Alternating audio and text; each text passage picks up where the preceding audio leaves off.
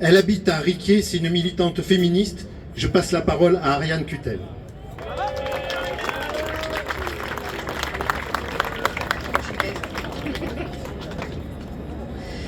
Bonjour, donc je suis Ariane Cutel et je prends la parole aujourd'hui comme femme, comme niçoise et comme militante féministe qui refuse que la politique locale reste un espace réservé où les mêmes se succèdent toujours en prétendant parler pour tout le monde, et parce que j'en ai assez de voir les droits des femmes traités comme secondaires en politique.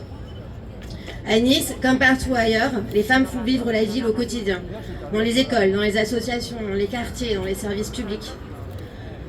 Mais combien d'entre elles décident encore des priorités budgétaires? Combien président les conseils municipaux, orientent les politiques urbaines, prennent la parole sans être coupées? Aujourd'hui, les chiffres sont implacables. À peine 20% des maires en France sont des femmes. Et parmi elles, encore moins de femmes racisées, de femmes originaires des classes laborieuses, au parcours non normé. Cette sous-représentation n'est pas un hasard. C'est le produit d'un système qui invisibilise, qui décourage et qui discrimine. Être féministe, c'est avoir conscience et lutter contre toutes les dominations et les discriminations qui s'entretiennent. C'est lutter pour l'égalité et l'émancipation de toutes et tous. Nice est une ville riche, et comme on l'a dit déjà, un habitant sur 5 vit sous le seuil de pauvreté, taux parmi les plus hauts de France. Nous ne pouvons pas tolérer ça, et je rappelle que les femmes sont toujours les premières victimes de la précarité. Avoir une vision féministe des municipales, ce n'est pas une étiquette, c'est un projet de transformation radicale. C'est regarder la ville à partir de celles et ceux qui la subissent pour mieux la reconstruire. C'est faire de la lutte contre les violences et contre le harcèlement sexiste et sexuel une affaire de justice sociale, de la mobilité un droit, de la santé un bien commun. C'est bâtir des politiques publiques qui reconnaissent les vécus de chacune au lieu de les contraindre.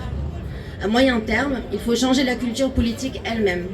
Adopter des budgets sensibles au genre, des politiques d'achat public responsables, former les élus et les agences à la prévention des violences sexistes, valoriser les figures féminines dans nos rues, nos bibliothèques, nos médias.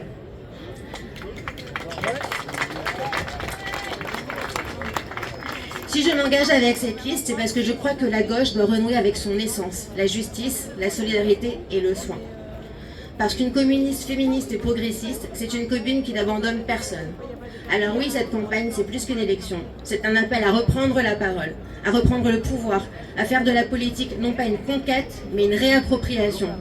Ensemble, faisons de nos villes des territoires où du soin, de la dignité et de la dignité réelle. Ensemble. Ensemble, construisons une politique à hauteur de vie et une politique à notre image. Merci.